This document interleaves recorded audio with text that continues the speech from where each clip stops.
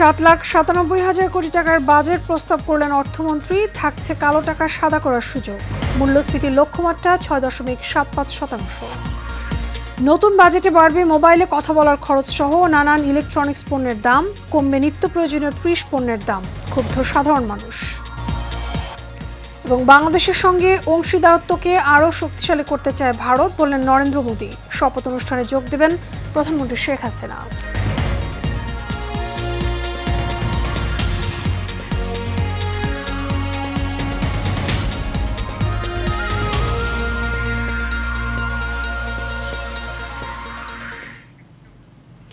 স্বাগত Asian prime নিউজে, আপনাদের সঙ্গে আছি আমি মিতা মৌসুমী। শুনছিলেন বিআরবি কেবল ইন্ডাস্ট্রিজ লিমিটেড সংবাদ শিরোনাম। এবারে চলে যাব বিস্তারিত সংবাদে এবং শুরুতেই 2024-25 অর্থ বছরের বাজেট প্রসঙ্গ।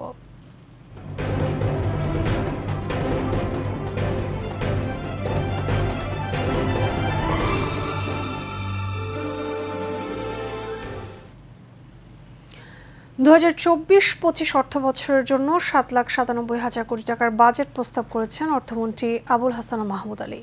বৃহস্পতিবার বিকেল 3টায় সংসদে বাজেট প্রস্তাবনা তুলে ধরেন তিনি। যাদের রাজস্ব আদায়ের লক্ষ্যমাত্রা ধরা হয়েছে 5,41,000 কোটি টাকা। বাজেটে ঘাটতি 2,56,000 কোটি টাকা। এডিপির আকার ধরা হয়েছে 2,56,000 কোটি টাকা।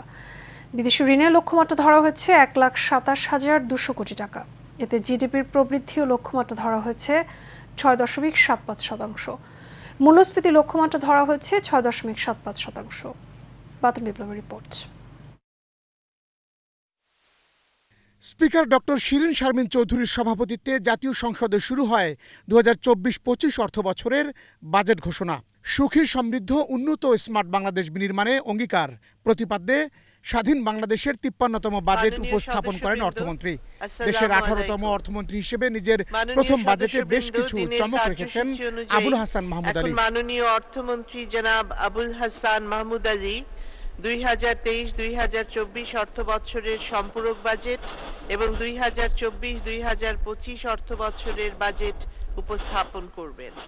দেশের ইতিহাসের সবচেয়ে বড় 7,97,000 কোটি টাকার এই বাজেটে রাজস্ব আয় সহ মোট আয়ের লক্ষ্যমাত্রা নির্ধারণ করা হয়েছে 5,41,000 কোটি টাকা। বাকি 2,56,000 কোটি টাকা ঋণ নেওয়া হবে। এছাড়া 2,65,000 কোটি টাকার বার্ষিক উন্নয়ন কর্মসূচি এডিপি ইতিমধ্যে অনুমোদন করা হয়েছে। আমি আবুল হাসান মাহমুদ আলী, অর্থমন্ত্রী, 2023-24 অর্থ বছরের সম্পূরক বাজেট এবং 2024-25 অর্থ বছরের প্রস্তাবিত বাজেট এই মহান সংসদে উপস্থাপনের অনুমতি প্রার্থনা করছি। বাজেটে বিদেশি ঋণের লক্ষ্যমাত্রা ধরা হয়েছে 1,27,200 কোটি টাকা। ব্যাংক থেকে ঋণের লক্ষ্যমাত্রা 1,37,500 কোটি টাকা। ঋণের সুদ পরিশোধে ব্যয় ধরা হয়েছে 1,13,500 কোটি টাকা। এছাড়া সঞ্চয়পত্র বিক্রির লক্ষ্যমাত্রা ধরা হয়েছে 15,400 কোটি টাকা। বাজেটে 11টি বিষয়কে অগ্রাধিকার দেওয়া হয়েছে বলে উল্লেখ করেছেন অর্থমন্ত্রী আবুল হাসান মাহমুদ আলী। আয়কর একটি দেশের অভ্যন্তরীণ চালিকা শক্তি, যা সামাজিক ও অর্থনৈতিক সমতা বজায় রাখতে গুরুত্বপূর্ণ ভূমিকা পালন করে। আয়কর সাধারণত প্রগতিশীল ভিত্তিতে আরোপ করা হয়, যার লক্ষ্য হল কর ভার ন্যায়সঙ্গতভাবে বণ্টন করা, যেন উচ্চ আয়ের ব্যক্তি নিম্ন আয়ের ব্যক্তির তুলনায় তাদের আয়ের বৃহত্তর অংশ আয়কর হিসেবে পরিশোধ করে।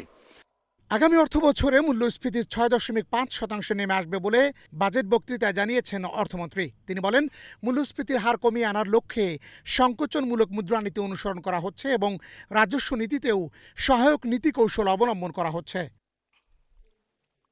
মূল্যস্ফীতির চাপ আর অর্থনীতির বাস্তবতায় নতুন বাজেটে করমুক্ত আয়সীমা বাড়ানোর দাবি থাকলেও প্রস্তাবিত বাজেটে তাতে সাড়া দেননি অর্থমন্ত্রী। ব্যক্তি শ্রেণীর করমুক্ত আয়ের সীমা গতবারের মতোই 3.5 লাখ টাকা রাখার প্রস্তাব করেছেন তিনি। প্রস্তাবিত বাজেটে আগামী জুলাই মাস থেকে 1 বছরের জন্য কালো টাকা সাদা করার ঢালাও সুযোগ দেওয়া হয়েছে, যেখানে নগদ টাকা 15% কর দিয়ে বিনা প্রশ্নে বৈধ করা যাবে। একইভাবে জমি, ফ্ল্যাট, অ্যাপার্টমেন্ট কিনেও এলাকাভেদে নির্দিষ্ট হারে কর দিয়ে টাকা সাদা করা যাবে বলে বাজেট বক্তৃতায় জানান অর্থমন্ত্রী। বাজেটে যোগাযোগ অবকাঠামো উন্নয়ন বাবদ 2024-25 অর্থ বছরে 80,498 কোটি টাকা বরাদ্দ প্রদানের প্রস্তাব করেছেন অর্থমন্ত্রী। তিনি জানান 2041 সাল নাগাদ 12টি এক্সপ্রেসওয়ে নির্মাণ এবং আরও 10টি এলিভেটেড এক্সপ্রেসওয়ে নির্মাণের পরিকল্পনা রয়েছে সরকারের। বর্তমান সরকারের টানা চতুর্থ মেয়াদের প্রথম বাজেট এবং আওয়ামী লীগের টানা 16তম বাজেট এটি। এছাড়া প্রধানমন্ত্রী শেখ হাসিনার নেতৃত্বে আওয়ামী লীগ সরকারের এবারে 21তম বাজেট উপস্থাপিত হলো।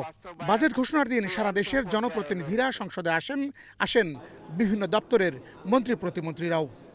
করোনা মহামারীর ধকল কাটিয়ে উঠতে না উঠতেই যুদ্ধ বিগ্রহে যখন কাবু হয়ে পড়েছে গোটা বিশ্ব অর্থনীতি, ঠিক তখনই প্রায় 8 লাখ কোটি টাকার বাজেট পেশ করল বাংলাদেশ, যেখানে মূল্যস্ফীতি এবং রাজস্ব আয়ের বড় চ্যালেঞ্জের পাশাপাশি রয়েছে সামাজিক নিরাপত্তা নিশ্চিত করা। অর্থনীতিবিদরা মনে করেন শক্ত হাতে ব্যয় নির্ধারণ করতে পারলেই মানুষের জীবনযাত্রা সহজ হবে।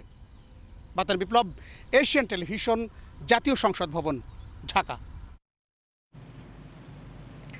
এর আগে 2024-25 অর্থ বছরের জাতীয় বাজেট অনুমোদন দিয়েছে মন্ত্রিসভা। বৃহস্পতিবার জাতীয় সংসদের প্রধানমন্ত্রী শেখ হাসিনার সভাপতিত্বে মন্ত্রিসভার বিশেষ বৈঠকে প্রস্তাবিত বাজেট অনুমোদন দেওয়া হয়। বাজেটের আকার 7,97,000 কোটি টাকা। মন্ত্রিসভা অনুমোদনের পর রাষ্ট্রপতি প্রস্তাবিত বাজেটে সই করবেন। আয় ব্যয়ের হিসাব মিলাতে এবার বাজেটে খরচের লাগাম টানা হয়েছে। প্রতি বছর গড়ে 12 থেকে 15% বাড়ানো হলেও এবার 4% কমিয়ে বাজেট প্রস্তাব করা হয়েছে। বাজেটের রাজস্ব আয় লক্ষ্যমাত্রা ধরা হয়েছে 5,41,000 কোটি টাকা। ঘাটতি রয়েছে 2,56,000 কোটি টাকা। অন্যান্য খাত থেকে পূরণ করার লক্ষ্য ঠিক করা হয়েছে। বাজেটে মানুষের সবচেয়ে বেশি আগ্রহ থাকে কোন পণ্যের দাম কমলো আর কোন পণ্যের দাম বাড়লো। বাজেটে অন্যান্য বিষয় যতটা না ভাবায় তার চেয়ে বেশি ভাবায় এতে। কোন পণ্যের দাম বাড়ছে আর কোনটি কমেছে বিস্তারিত জানাচ্ছেন নূর মোহাম্মদ ভূঁইয়া। জাতীয় সংসদে অর্থমন্ত্রী যে বাজেট ঘোষণা করেছেন তার দিকে তাকিয়েছিল পুরো দেশবাসী। কোন পণ্যের দাম বাড়বে আর কোনটির দাম কমছে তা জানতে অধীর আগ্রহে ছিলেন সাধারণ মানুষ। প্রস্তাবিত বাজেটে বেশ কিছু পণ্যের উপর কর আরোপ প্রস্তাব করা হয়েছে, যার ফলে দাম বাড়বে সেসব পণ্যের। বাজেটে দুঃসংবাদ রয়েছে ধূমপায়ী অথবা তামাক সেবীদের জন্য। তামাক জাতীয় সকল পণ্যের দাম বাড়ানোর প্রস্তাব দেওয়া হয়েছে। যারা গরম থেকে রক্ষা পেতে ফ্রিজ কিংবা এসি কিনতে চান তাদের জন্য সুখবর নেই বাজেটে। বাড়বে পানির ফিল্টার খরচ। দাম বৃদ্ধির তালিকায় রয়েছে কোমল পানীয়র নামও। খরচ বাড়বে মোবাইল ফোনে কথা বলা ও ইন্টারনেট ব্যবহারকারীদের ক্ষেত্রেও। সেই সাথে বাড়বে মোবাইল ফোনের সিমের দামও। এছাড়া বাজেটে সকল ধরনের বিলাসী পণ্যের দাম বাড়ানোর প্রস্তাব করা হয়েছে। শৌখিন মানুষদের ঘর সাজাতে গুনতে হবে বাড়তি টাকা। যারা গাড়ি সিএনজি বা এলপিজিতে রূপান্তর করতে চান তাদের খরচও বাড়বে। এছাড়াও দাম বাড়ানোর প্রস্তাব করা হয়েছে বৈদ্যুতিক বাল্বসহ আরও 30টি পণ্যর। এদিকে স্বল্পোন্নত দেশ থেকে উত্তরণ পরবর্তী চ্যালেঞ্জ মোকাবেলায় ও দেশের উৎপাদন স্বার্থে বেশ কিছু পণ্যর শুল্ক কমানোর প্রস্তাব করা হয়েছে বাজেটে। নিত্য প্রয়োজনীয় বাজার স্থিতিশীল রাখতে অন্তত 30টি প্রয়োজনীয় পণ্য ও খাদ্যশস্য সরবরাহের উপর কর কমানো হচ্ছে। পণ্যগুলোর মধ্যে রয়েছে পেঁয়াজ, রসুন, মটর, ছোলা, চাল, গম, আলু, মসুর, ভোজ্য তেল, চিনি, খেজুর, পাট, তুলা, সুতা ও বিভিন্ন ধরনের মশলা। দাম কমানোর তালিকায় আরও রয়েছে প্যাকেটজাত গুঁড়া দুধ, বিদেশি চকলেট, নির্মাণ সামগ্রী, ইলেকট্রিক মোটর, ল্যাপটপ আর dengue kit, kidney dialysis filter ও ক্যান্সার চিকিৎসার খরচও কমছে। এছাড়া 2040 সালের মধ্যে স্মার্ট বাংলাদেশ বিনির্মাণের লক্ষ্যে প্রযুক্তি কেন্দ্রিক স্মার্ট ব্যবসায়ীদের করমুক্ত সুবিধা দেওয়া হবে। প্রতিবারের মতো এবারও বেড়েছে অনেক পণ্যের দাম। কিছু পণ্যের দাম কমেছে, তবে সাধারণ মানুষ বলছেন যেসব পণ্যের দাম বেড়েছে তা সবই নিত্য প্রয়োজনীয় পণ্যের মধ্যে রয়েছে, আর যেসব পণ্যের দাম কমেছে তা সবই নিত্য প্রয়োজনীয় পণ্যের বাহিরে। এতে করে সংসার চালাতে হিমশিম খেতে হবে সাধারণ মানুষকে। নূর মোহাম্মদ ভূঁইয়া, এশিয়ান টেলিভিশন, ঢাকা। বাজেটে মোবাইল ফোনে কথা বলা এবং ইন্টারনেট ব্যবহারের সম্পূরক শুল্ক বাড়ায় ক্ষুব্ধ সাধারণ মানুষ। তারা বলছেন, প্রতি বছর বাজেটের পরে বিভিন্ন পণ্যের দাম বেড়ে যায়। এতে সবচেয়ে বেশি চাপে পড়েন খেটে খাওয়া নিম্নআয়ের মানুষ। এ পরিস্থিতিতে বাজেটের পর নতুন করে নিত্য প্রয়োজনীয় পণ্যের দাম বাড়লে নিম্নআয়ের মানুষের কষ্ট আরও বেড়ে যাবে। বাজেটের পর যাতে এসব পণ্যের দাম না বাড়ে সেই পদক্ষেপ নিতে হবে সরকারকে।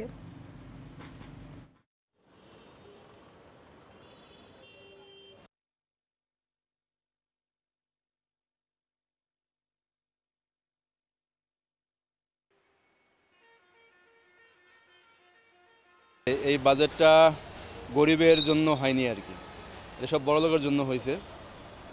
আপনার মোবাইলের বিলটা তো এখন জনগণের সবাই ব্যবহার করতেছে, এটা নিত্য প্রয়োজনীয় জিনিস, এটা মানে চাল ডাল আলুর মতো হয়ে গেছে। তো এটার রেটটা একটু কমানো উচিত ছিল, সেটা না কমে আরও বাড়াই ফেলছে। আলু পেঁয়াজ মরিচ যেটা তো বাড়তেই আছে, সব কিছু আমাদের সীমার বাইরে চলে গেছে আর কি।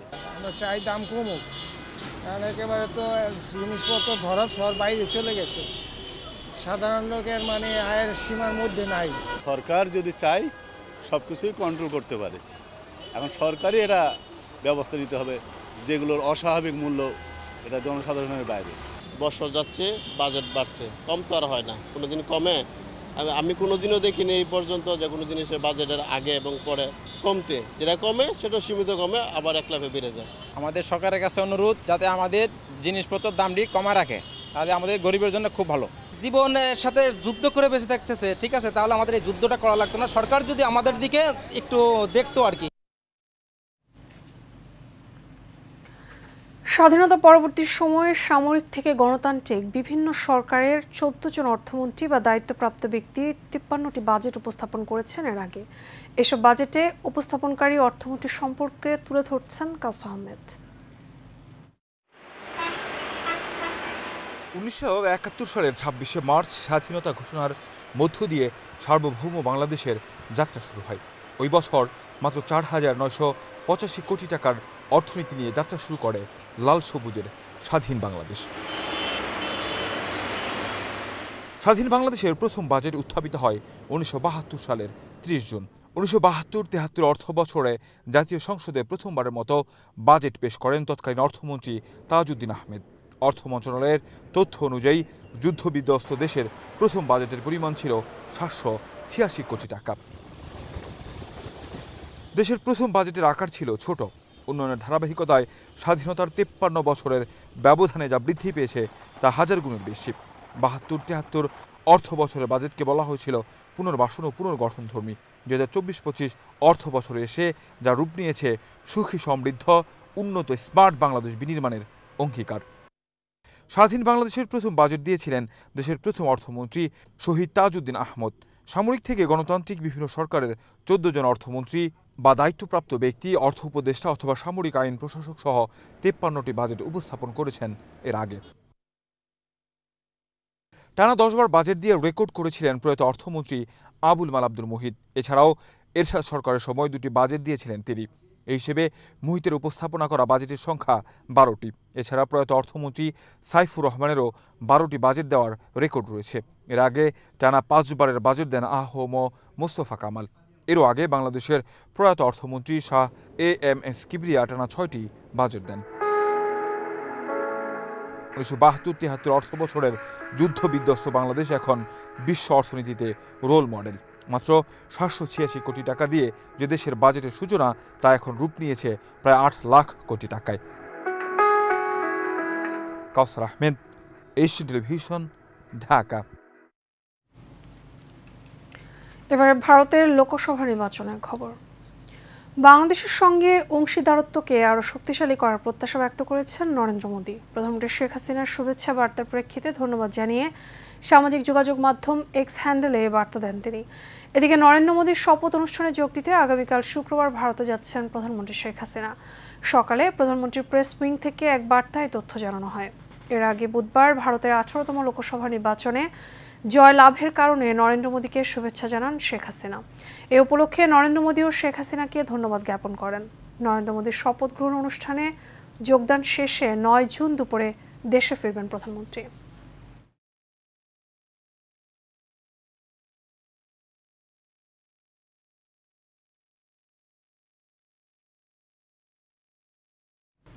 এবার বাণিজ্য সংবাদ। দেশের সুপার ব্র্যান্ড ওয়ালটন ফ্রিজ কিনে মিলিয়নিয়ার হয়েছেন আরও 2 ক্রেতা। তারা হলেন জামালপুর সদরের মাহমুদুল হাসান এবং কুড়িগ্রাম ভুরুঙ্গামারীর ইউনুস আলী। ঈদ উপলক্ষে দেশব্যাপী চলমান ওয়ালটনের নন স্টপ মিলিয়নিয়ার ক্যাম্পেইনের আওতায় এই সুবিধা পান তারা। ওয়ালটন ডিজিটাল ক্যাম্পেইনের মাধ্যমে সর্বমোট মিলিয়নিয়ার হয়েছেন 40 জন ক্রেতা। বুধবার ময়মনসিংহের মুক্তাগাছা রামকিশোর উচ্চ বিদ্যালয় মাঠে ওয়ালটন প্লাজা কর্তৃক আয়োজিত এক অনুষ্ঠানে ওয়ালটন ফ্রিজের ক্রেতা মাহমুদুল হাসানের হাতে 10 লাখ টাকার চেক তুলে দেন ওয়ালটন হাইটেক ইন্ডাস্ট্রিজের সিনিয়র এক্সিকিউটিভ ডিরেক্টর এবং জনপ্রিয় চিত্রনায়ক আমিন খান এবং চিত্রনায়ক রিয়াজ। এর আগে গত 31শে মে বগুড়ার মমিন হোটেল অ্যান্ড রিসোর্টে আনুষ্ঠানিকভাবে ক্রেতা ইউনুস আলীর হাতে 10 লাখ টাকার চেক তুলে দেন চিত্রনায়ক আমিন খান।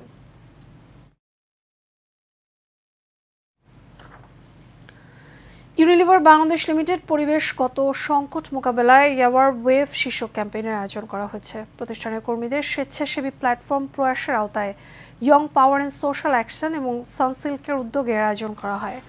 বিশ্ব পরিবেশ দিবসের সঙ্গে সঙ্গতি রেখে ঢাকা এবং চট্টগ্রামের 10টি স্কুলের শিক্ষার্থীদের নিয়ে ক্যাম্পেইন করা হয়।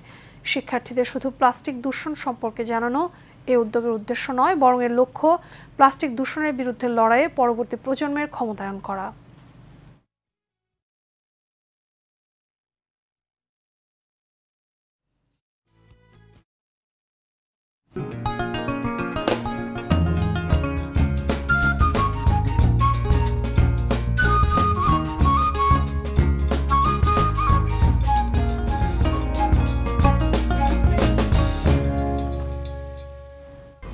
HM Expert B500 CWR স্বাধীনতার সুবর্ণ জয়ন্তীতে নতুন বাংলাদেশ গড়ার প্রত্যয়।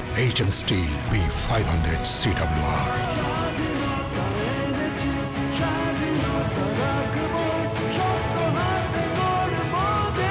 HM Steel।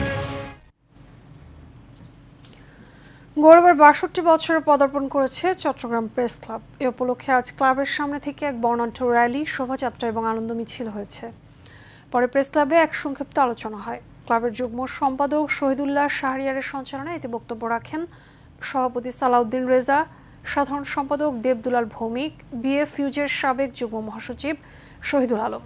উপস্থিত ছিলেন সিনিয়র সহসভাপতি চৌধুরী ফরিদ, সহ সভাপতি মঞ্জুর কাদের, কার্যনির্বাহী সদস্য জসিমউদ্দিন চৌধুরী সবুজ সহ অন্যান্য নেতৃবৃন্দ।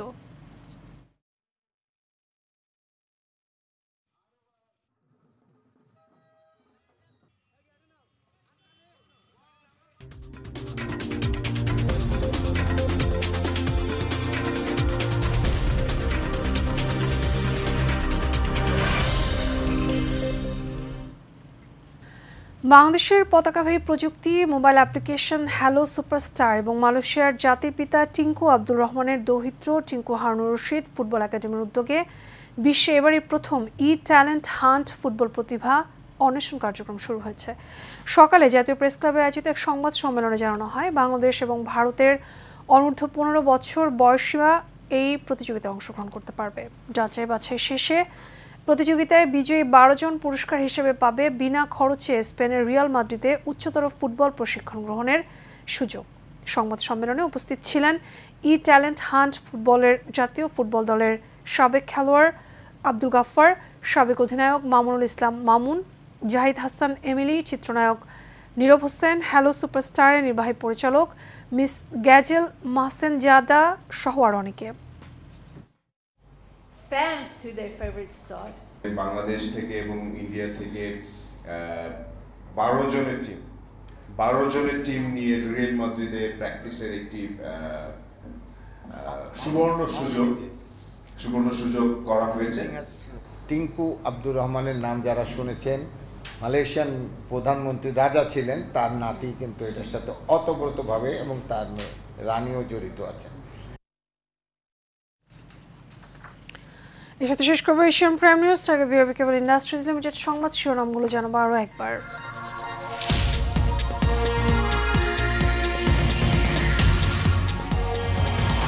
7,97,000 কোটি টাকার বাজেট প্রস্তাব করলেন অর্থমন্ত্রী। থাকছে কালো টাকা সাদা করার সুযোগ। মূল্যস্ফীতির লক্ষ্যমাত্রা 6.75%। নতুন বাজেটে বাড়বে মোবাইলে কথা বলার খরচ সহ নানা ইলেকট্রনিক্স পণ্যের দাম, ক্ষুব্ধ সাধারণ মানুষ। এবং বাংলাদেশের সঙ্গে অংশীদারত্বকে আরও শক্তিশালী করতে চায় ভারত বললেন নরেন্দ্র মোদী। শপথ অনুষ্ঠানে যোগ দেবেন প্রধানমন্ত্রী শেখ হাসিনা। এছাড়া আমাদের এখনকার আমাদের পরবর্তী সংবাদ দেখার আমন্ত্রণ রইল। এখন সাথে থাকার জন্য ধন্যবাদ সবাইকে।